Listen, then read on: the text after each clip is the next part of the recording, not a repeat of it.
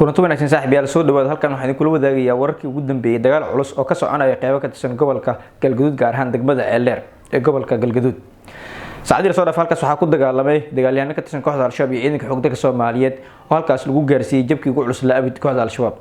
ilaa haatan waxaa halkaas laga ururinayaa meydka kooxda Al-Shabaab kadib markii dagaal culus oo galinkii hore shalay soo bilaawday ilaa maanta socday halkaas lagu gaarsiiyay kooxda Al-Shabaab jabkii ugu culus la abid. sidoo kale wasiirka Italiya ayaa lagu soo waramay in halkaas ay u tagayaan inay isku sawiraan meydadka kooxda Al-Shabaab ee halkaas lagu jiijiidayo kadib markii kooxda Al-Shabaab halkaas shalay jab culus lagu gaarsiiyay. xogtaas ayaa rabaa inaan kula wadaago haddii ay tahay markay ugu halkaan soo booqato waxaan ka codsanayaa subscribe channelka like na saartid kana mid noqotid saaxiibadeena nagu xiran. taliyaha ciidanka xoogga Soomaaliya iyo wasiirka gaashaandhigga wafdi hogaaminaya ayaa saacad socda la filayaa inay gaaraan degmada Ceeldheer ee gobolka Galgaduud kadib markii shalay halkaas ilaa maanta uu ka socday dagaal culus oo u dhaxeeyay ciidanka xoogga Soomaaliyeed iyo kooxda Al-Shabaab. dagaalkan oo soo bilowday shalay galinkii hore ayaa kooxda Al-Shabaab lagu kala baxay halkaas lagu gaarsiiyay khasaare jab culus kadib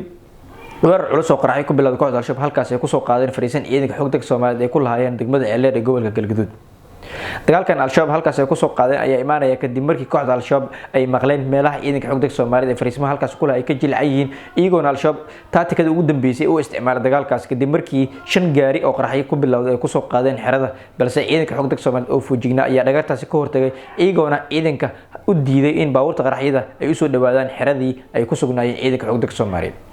baabuurtan kooxda Al-Shabaab ay soo adeegsatay 5 gaari qaraxyada lagu soo ururiyay ayaa lagu qarxiyay banaanka xerada iyagoona aan soo gaarin xindaabka xerada ciidanka xoogga Soomaaliyeed ee deganaayeen. ilaa haatan halkaas waxaa laga ururinayaa meydadka kooxda Al-Shabaab oo halkaas lagu gaarsiiyay jab iyo khasaare culus la abid oo kooxda halkaas ku gaara.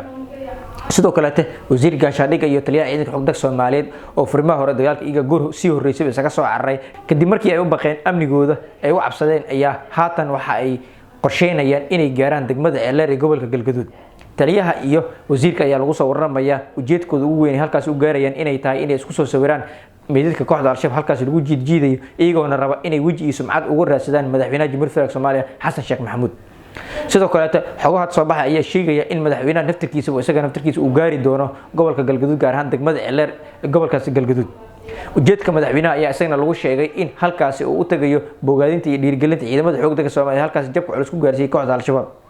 madaxweynaha ayaa muddooyinkii dambe ka maqnaa furimaha hore dagaalka isagoona noqday midkii weji dadbada furimaha hore dagaalka kadib markii ciidanka xoogga Soomaaliyeed bilihii u dambeeyay ay ku fashilmeen la dagaalanka kooxda Al-Shabaab kadib markii ay ka gaabiyeen cadaadiskii ay markii hore saarayeen kooxda Al-Shabaab.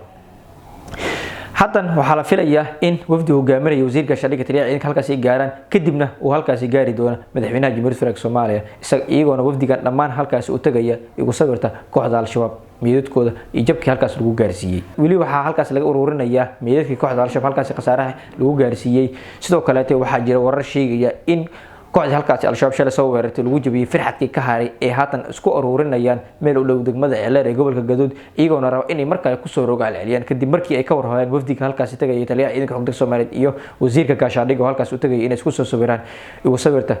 jabkii shalay halkaas lagu gaarsiiyay kooxda Al-Shabaab.